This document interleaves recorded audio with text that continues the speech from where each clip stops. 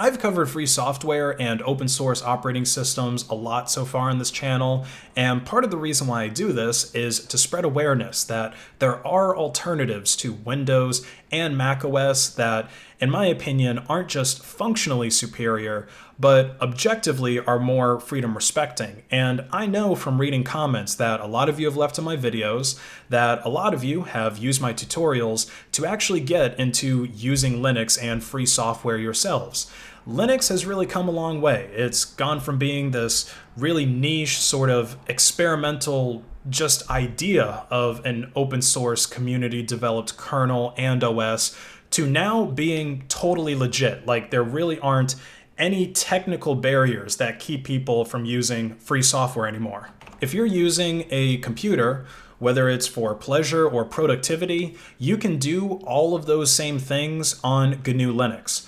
And I know some people will say, oh, I can't play this specific video game that only runs on Windows, so Linux sucks. Or I can't use Adobe Premiere or some other specific music editing software, and I don't want to take the time to go and learn something different like KDN Live or DaVinci Resolve, so Linux sucks. And there's not really anything that we can do for people that have that mindset. I mean, we can try to help them mitigate some of the spookiness that exists in their proprietary OS and proprietary software that they've chosen to use, but they fell for the trap of becoming dependent on proprietary software. So I think that the battle for freedom on the desktop side is essentially won from my perspective. Like I said, most people can use Linux as a daily driver on their desktop or laptop. They just choose not to. But it's a different story in the mobile device world, and I think that's slowly changing. So right now, there's two major players in the smartphone world. You've got Apple and you've got Android, which is, of course, backed by Google. Now, Android is a much better market, in my opinion, because you actually have different manufacturers, or at least different manufacturers of hardware, and that creates more choice in that world. And because you have different people making different physical phones, the phones themselves actually have to be better because there's competition there. But Android is not free software. Neither is Apple. Both of those operating systems have a secondary function, which is to spy on you and collect data about your activities.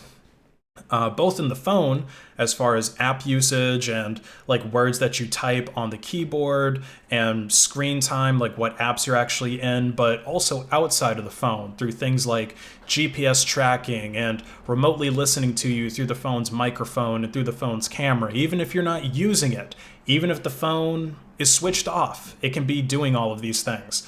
So if you wanted to stay pure in terms of only using free software, the only choice that you had in the phone world would be the Stallman approach, not using a cell phone, not owning a smartphone.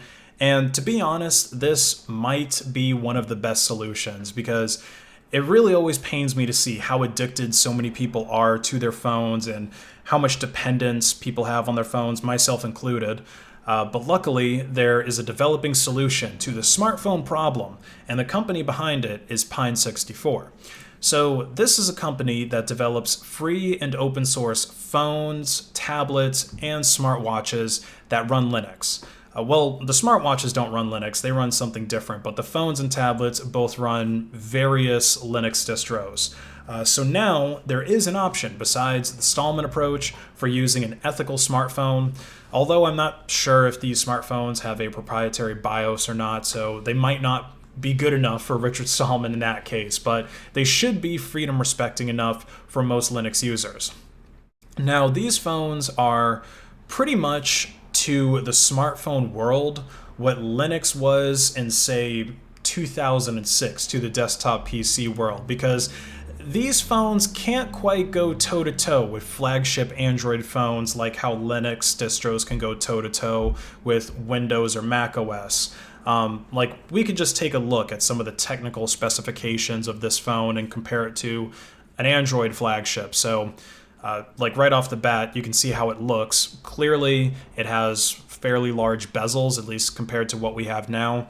This phone kind of looks like it's designed sort of like how the Android phones were when I was in high school, like around 2010, 2012. Maybe like a Galaxy S3. That's kind of the vibes that I'm getting of this, except I don't think it has the buttons on the bottom.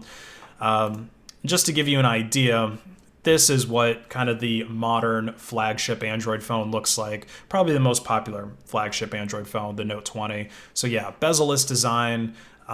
This one looks a lot better, in my opinion. Then we get into the actual technical displays. So the display of the phone is 1440 by 720 pixels. Now, that's a little low, in my opinion. I'm not totally in the camp of like super crazy 4K displays. Like this one is 1440 by 3088. It might just be me because I don't really consume a lot of content on my phone, but I don't really need the resolution to be that high. I can see how if you play games a lot or if you do like VR in a phone where it's literally right next to your face, that you might need to have really, really small pixels and that really high pixel density. But like for myself, if I had a Note 20, you could probably switch it into 1080p mode and I wouldn't notice. I have actually done that with my Galaxy S8. I've put it in 1080p mode because I think it does 4K, but it was almost no difference to me. So I was like, okay, might as well use this to stretch the battery life a bit more. 720p is a bit low though, in my opinion. We should see if we could get that to 1080p. With our chipset, so our CPU is a quad-core 1.2 gigahertz, and I think that this one is double that. Yeah, so it's actually double, not just on gigahertz, but also in the core count. So this is a much, much better CPU.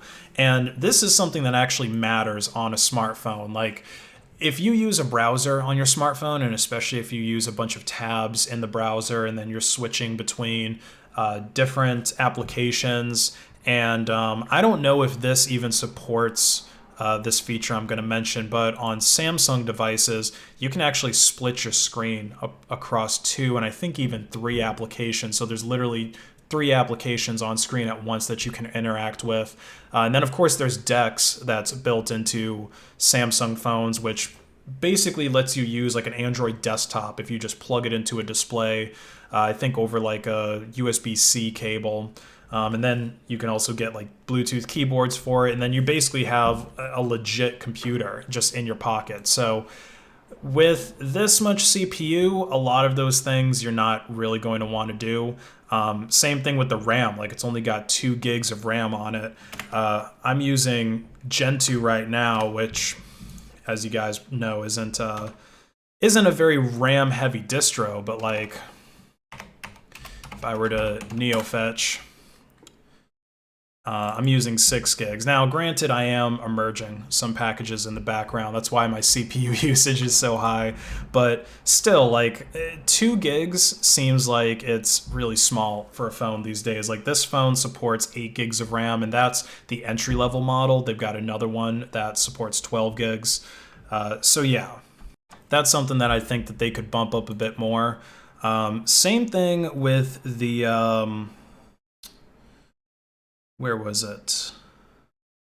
Oh yeah, with the GPU. So this is a Mali 400 MP2, and this one's a Mali G77. So if we take a look at that on here, that 400 MP was launched in 2008. So this is literally a 13-year-old GPU that our PinePhone is using. And that G77 was, yeah, just released in Q2 2019. So anything that's going to be GPU heavy, like VR, AR, gaming, all that type of stuff is going to be a no-go on these PinePhones. And probably one of the most disappointing thing about this phone is the camera. So it's a 5 megapixel main camera and a 2 megapixel selfie camera. That's probably going to look like... That might actually be worse than a Galaxy S2. I was looking at some videos of people testing the cameras on this phone and then just comparing that to some old phones that I was thinking about that I had.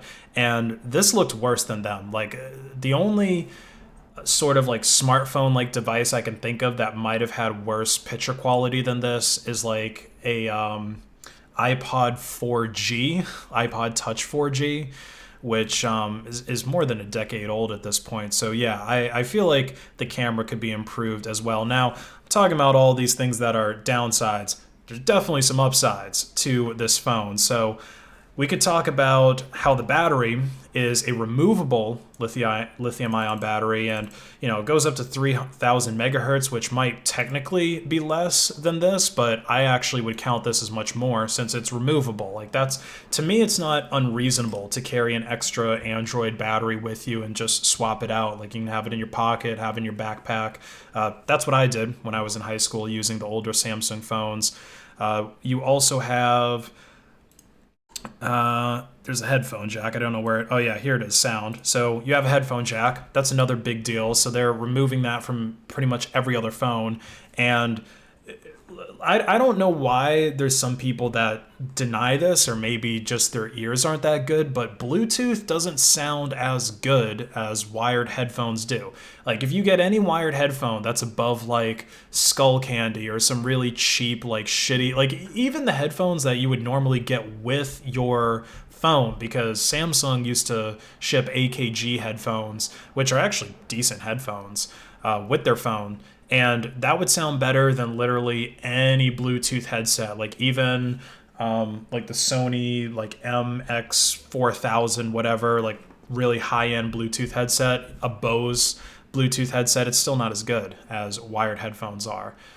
So yeah, that's a pretty big deal for me. I don't know. I don't really consider myself an audiophile, but that's important to me.